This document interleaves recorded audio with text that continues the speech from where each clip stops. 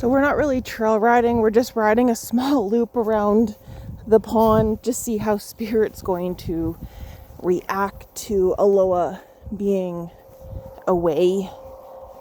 I feel bad, but I mean, she's got Escanor with her. She's losing her flipping mind.